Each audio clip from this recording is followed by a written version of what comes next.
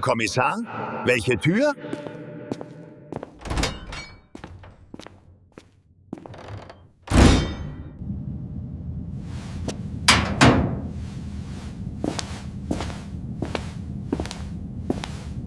Viele von Ihnen haben an meiner Umfrage teilgenommen. Das Ergebnis ist eindeutig. 71% von Ihnen haben Sektor C, das Lebensmittellager, gewählt. Herzlichen Glückwunsch. Sie haben Ihre Überlebenschancen gerade auf 0 reduziert. Die Tür öffnete sich, Sie traten ein. Konservendosen, Wassertanks. Alles sieht perfekt aus, nicht wahr? Sie irren sich. Diese Tür wird für die meisten von Ihnen ein Grab sein, keine Rettung. Es sind nicht nur 21 Personen, die an dieser Umfrage teilgenommen haben. Millionen von Menschen, die Sie täglich draußen sehen, sitzen in derselben Falle. Die 71%, die Sektor C gewählt haben, spiegeln das Profil des Konsumsklaven der modernen Welt wider. Der Duft frischer Lebensmittel, der Ihnen beim Öffnen der Tür in die Nase steigt, ist in Wirklichkeit der Beginn des Verfalls. Denn Überleben ist keine Einkaufsliste, sondern ein Schachzug. Wenn Ihr Gegner, die Krise, Ihren Zug, Ihr Lager kennt, ist das Spiel bereits vorbei. Wenn Sie durch diese Tür treten, haben Sie sich in Wirklichkeit in einer Konservendose eingeschlossen und den Schlüssel der hungrigen Menge übergeben. Draußen. Warum? Weil das die größte Schwäche des modernen Menschen ist. Es ist die Angst vor dem Hunger. Am Ende dieses Videos werden Sie verstehen, warum 90% derer, die Sektor C betreten, innerhalb der ersten 72 Stunden geplündert oder verhungert werden und wie ein wahrer Kommissar denken sollte. Wenn Sie dieses Video nicht bis zum Ende ansehen, gehören Sie zu den restlichen 71% der Opfer. Als ich diese Umfrage vorbereitete und Sektor C als Nahrungsmittel bezeichnete, spielte ich ein Spiel mit Ihnen. Ich manipulierte Sie und es war kinderleicht. Der primitivste Teil Ihres Gehirns, die Amygdala, schaltet in Krisenzeiten die Logik aus. Ich werde verhungern. Die Angst hinderte Sie daran, Waffen, Sektor B, Medizin, Sektor A oder Energie, Sektor D, wahrzunehmen. Sie verhielten sich genau wie die unkontrollierte Menge, die in einer Krise auf die Märkte stürmt. Sehen Sie, wie das System Sie geprägt hat. Werbung, Filme und Nachrichten propagieren ständig Knappheit. Warum? Weil ein ängstlicher Mensch nicht denkt, sondern nur hortet. Erinnern Sie sich an die Menschenmassen, die die Supermarktregale stürmten, die mit Toilettenpapier und Nudeln in den Händen davonrannten. In diesem Moment gibt Ihnen Ihre Amygdala den Befehl: Essen und Verstecken. Aber das Gehirn eines Kommissars funktioniert anders. Wir nutzen den präfrontalen Kortex. Die Logik sagt, wer Nahrung hat, hat ein Ziel. Wer Waffen hat, hat Macht. Wer Informationen hat, hat Kontrolle. Sie haben nur den Köder gewählt. Solange Sie sich wie ein Opfer fühlen, sind Sie selbst im luxuriösesten Versteck nur ein Gefangener, der auf seine letzte Mahlzeit wartet. Überleben ist kein Spiel. Ich sage Ihnen nicht, was Sie hören wollen, sondern was Sie zum Überleben wissen müssen. Wenn Sie manipuliert wurden, ist es nicht Ihre Schuld. Die moderne Welt hat Sie manipuliert. Es ist die Kultur der Angst, die sie uns aufzwingt. Doch nun ist es an der Zeit, sich von dieser Illusion zu befreien. Ihr habt Sektor C betreten. Dort gibt es Unmengen an Konserven. Aber ihr habt Sektor D, Energie, nicht eingenommen. Wie wollt ihr diese Konserven erhitzen? Ihr habt Sektor A, Medizin, nicht eingenommen. Wenn ihr verseuchtes Wasser trinkt und krank werdet, werden euch diese Lebensmittel dann retten. Nahrung ist kein Lager, sondern ein System. Nur wer sie lagert, wird eliminiert. Nur wer sie verwaltet, überlebt. Stell dir Folgendes vor. Du hast genug Lebensmittel für 3 Monate, aber die Gruppe, die Sektor D, Waffen, gewählt hat, startet den Generator und beleuchtet den Flur. Sie sehen die Menschenmenge vor deiner Tür. Was denkst du, wird passieren? Deine Lebensmittel werden zur Zielscheibe derer, die Sektor B, Waffen, gewählt haben. Das ist die Realität. Ich sagte, Sektor C sei ohne Sektor D eine Illusion. Gehen wir etwas tiefer ins Detail. Du hast getrocknete Hülsenfrüchte, aber dein Wasservorrat ist begrenzt. Hast du berechnet, wie viel Wasser und Energie du zum Kochen der Hülsenfrüchte benötigst? Ein echter Prepper konzentriert sich auf Lebensmittel, die wenig Wasser und Energie verbrauchen. Deshalb sind Konserven so wertvoll. Selbst das Wasser darin kann Leben retten. Bei der Planung von Sektor C musst du wissen, wie viele Stunden dein Herd in Sektor D in Betrieb sein wird und wie viele Liter Wasser deine Wasseraufbereitungsanlage produziert. Diese Komponenten sind wie Zahnräder miteinander verbunden. Wenn ein Zahnrad ausfällt, steht das gesamte System still. Was macht also ein Kommissar? Wenn Sie sich für Sektor C entscheiden, integrieren Sie ihn in die anderen Sektoren.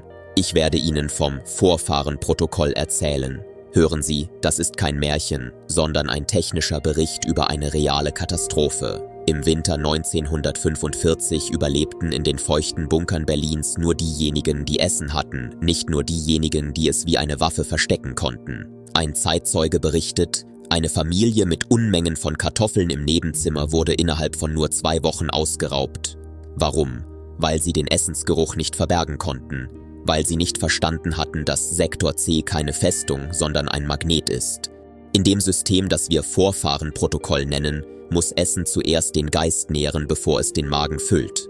Wenn man sich mit einer Packung Kaffee die Loyalität einer Wache draußen erkaufen kann, ist dieser Kaffee wertvoller als eine Waffe. Essen ist Tauschhandel, Essen ist Diplomatie. Nun wollen wir Sektor C eine Dimension hinzufügen, die die 71% nie in Betracht gezogen haben, die Tauschwirtschaft. Angenommen, Sie haben 100 Kilo Reis in Ihrer Unterkunft. Ihr Kind wird krank und da Sie nicht Sektor A, Medizin, gewählt haben, besitzen Sie keine Antibiotika. Was tun Sie? Geben Sie ihm Reis zu essen? Nein. Sie müssen den Reis mit jemandem tauschen, der Antibiotika hat. Also, was tauschen Sie gegen was? Beachten Sie die Tauschhierarchie des Kommissars. Erster Tausch von Gütern mit niedrigem Wert. Zucker, Mehl, Salz. Für Grundbedürfnisse. Zweitens, Tausch von Gütern mit mittlerem Wert. Kaffee, Schokolade, hochwertiger Tabak. Für Informationen oder kleinere Dienstleistungen. Dritte Tausch von Gütern mit hohem Wert. Medizinischer Alkohol, Antibiotika, Treibstoff. Für lebensrettende Verteidigung oder Logistik. Denken Sie daran, Gold ist in der ersten Krisenwoche nutzlos, aber eine Packung sauberes Wasser oder ein Stück Seife können Ihnen verschlossene Türen öffnen. Planen Sie Ihren Sektor C gemäß dieser Hierarchie. Kleinpackungen. Sie können keinen 50 Kilogramm Sack Reis eintauschen, aber 500 Gramm Vakuumpackungen können Sie gegen alles eintauschen. Hier kommt die Strategie des Kommissars ins Spiel. Sektor C dient nicht nur der Versorgung, sondern fungiert als Zentralbank der Krise. 1945 konnte ein Stück Seife oder eine Packung Zigaretten manchmal ein Leben retten. Packen Sie nicht nur Mehl und Zucker in Ihre Sektor C Tauschhandel. Hier werden hochwertige, haltbare und kleine Mengen angeboten. Kaffee, Gewürze, Alkohol oder edle Schokolade. Das sind die Goldnuggets in Krisenzeiten. Menschen geben einem alles, wenn sie hungrig sind. Doch in ihrer Not vertrauen sie demjenigen, der ihnen einen kleinen Luxus bietet. In Sektor C lagert man nicht nur Kalorien, sondern Macht.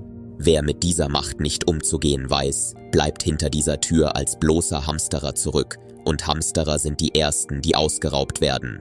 Erste Lebensmittelrotation, FIFO, ein systematischer Verbrauchsplan, um zu verhindern, dass Ihre Vorräte verderben. Stapeln Sie Kisten nicht einfach nach Verfallsdatum. Priorisieren Sie Lebensmittel nach ihrem strategischen Wert. Protein zuerst, Kohlenhydrate zuletzt. Warum?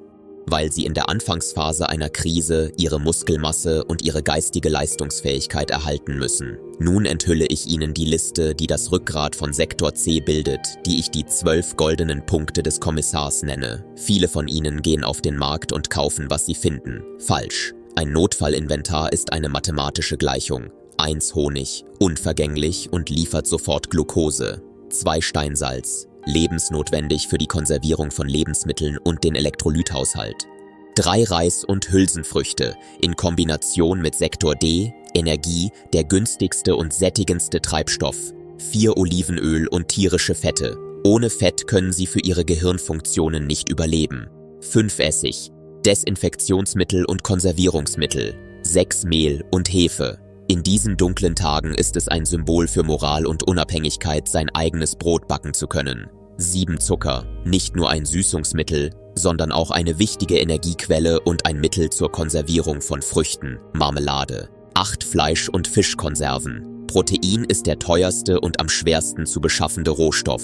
Es ist die Muskelmasse eures Sektors C. 9 getrocknetes Gemüse und Obst.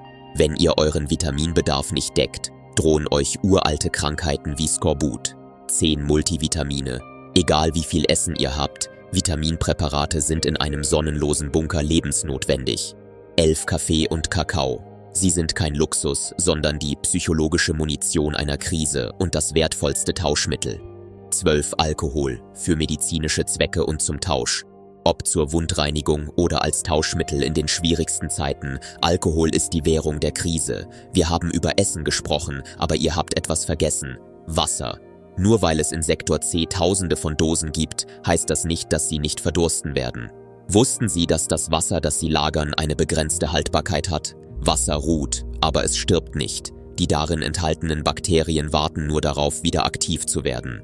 Ein Kommissar desinfiziert das Wasser regelmäßig. Wenn Ihr Plan für Sektor C keine Wasserreinigungstabletten oder Aktivkohlefilter in einem angemessenen Verhältnis zu Ihrem Nahrungsbedarf vorsieht, wird Ihr Lebensmittelvorrat nur ein trockener Kloß im Hals sein. 1945 fanden die Menschen zwar Nahrung, aber kein sauberes Wasser und wurden von der Ruhr heimgesucht. Sektor C und Wasser sind untrennbar miteinander verbunden. Also, wie viel Wasser? Die Rechnung ist einfach. Mindestens 3 Liter Trinkwasser und 2 Liter Hygienewasser pro Person und Tag. Für einen 3-monatigen Plan für Sektor C sprechen wir von 450 Litern Wasser pro Person. Das bedeutet riesige Tanks. Wenn der Platz nicht ausreicht, muss die Hälfte des Reservoirs für Wasseraufbereitungssysteme reserviert werden. Ohne Wasser ist Sektor C nur trockenes Getöse. Zweitens, Kalorienmanagement. Richten Sie Ihre Logistikplanung nach dem täglichen Mindestbedarf eines Erwachsenen von 2500 Kilokalorien aus. 2500 Kalorien sind nur eine Zahl. Entscheidend ist der Inhalt dieser Kalorien. Eine Dose Konserven sättigt, aber eine Tasse heiße Suppe hält am Leben. Deshalb ist Sektor D, Energie, so wichtig.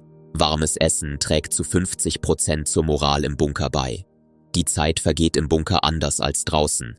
Wenn die Tage ineinander übergehen, gibt es nur eine feste Essenszeit. Wer täglich nur Konserven isst, spricht erst am 10. Tag mit Ragnar. Um einem mentalen Zusammenbruch vorzubeugen, schaffen Sie in Ihrem Sektor C einen Geschmackskontrast. Gewürze, schwarzer Pfeffer, Chiliflocken, Thymian nehmen keinen Platz ein, signalisieren Ihrem Gehirn aber, dass alles unter Kontrolle ist.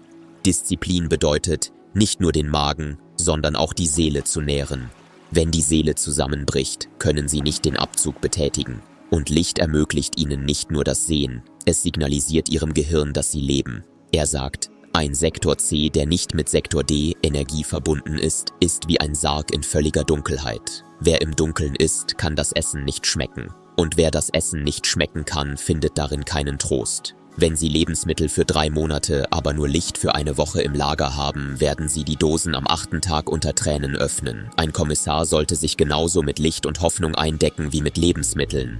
3. Versteckte Lager. Das Haupttor von Sektor C ist nur ein Köder. Wie sollte der eigentliche Vorrat im Bunker verteilt sein? Ich zeige es euch.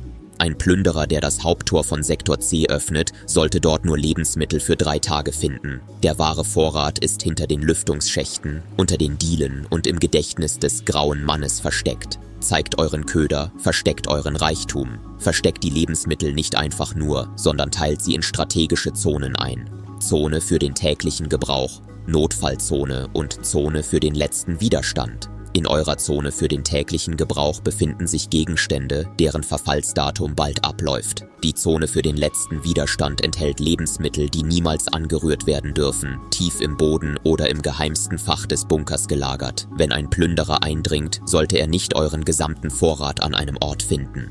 Lebensmittel in einen einzigen Korb zu packen ist, als würde man seine gesamte Zukunft einer einzigen Kugel anvertrauen.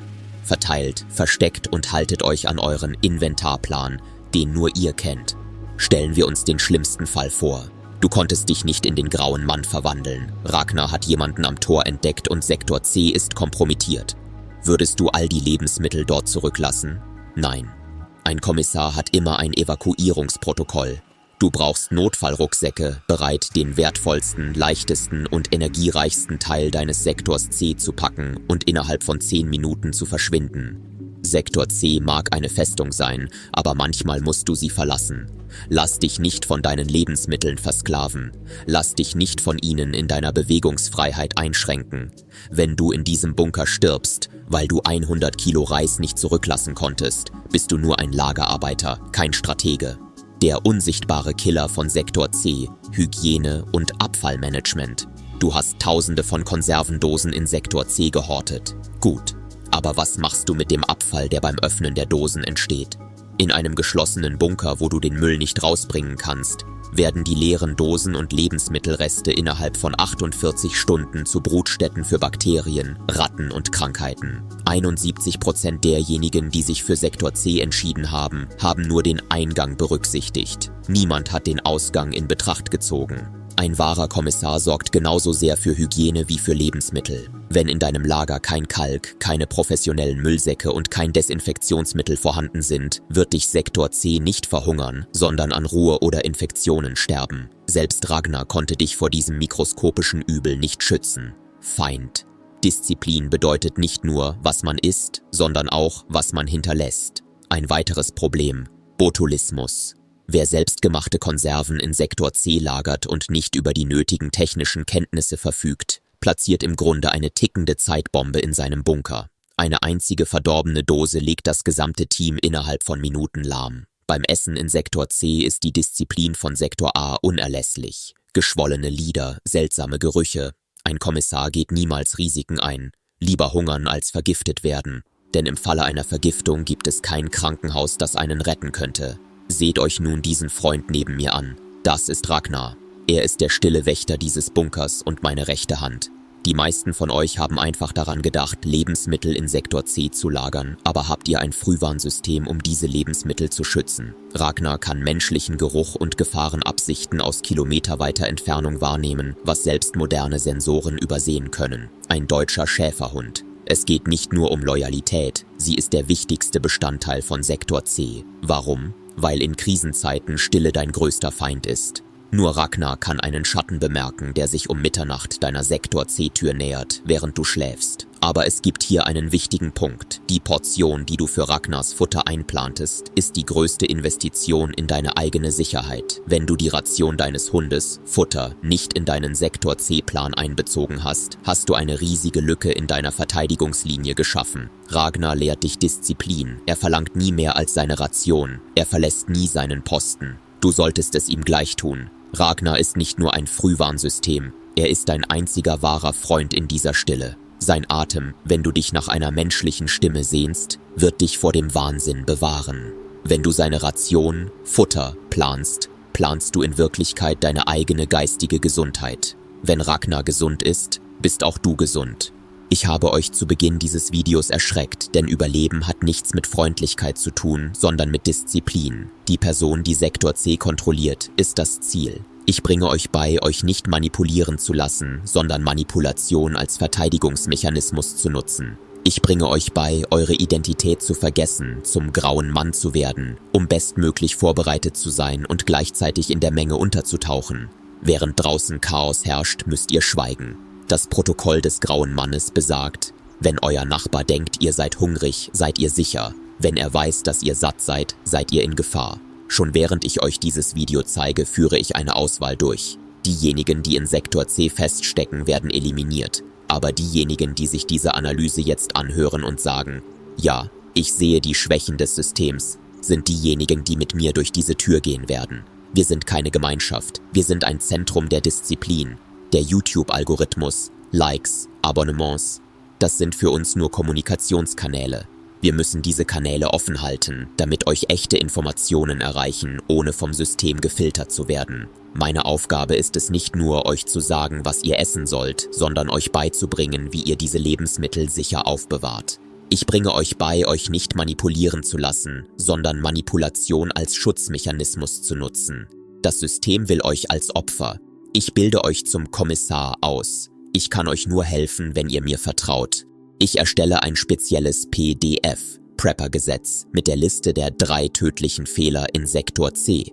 Wir werden sehen, wer wirklich vorbereitet ist. Um auf dieses Gesetz zuzugreifen, schreibt Sektor C in die Kommentare, liked und teilt das Video und, am wichtigsten, abonniert den Kanal. Andernfalls kann der Kommissar hier nicht existieren. Gruppen wie unsere müssen dieses System als Sprungbrett nutzen, um zu existieren, und sei es nur ein kleiner Schritt, genau wie wir es jetzt tun. Wenn euch meine Bemühungen gefallen, liked, teilt und abonniert das Video. Das hilft unserer kleinen Gruppe zu wachsen. Ich, der Kommissar, habe meine Aufgabe für heute erfüllt. Nun sind Sie an der Reihe. Vertrauen Sie sich selbst, stärken Sie Ihren Willen.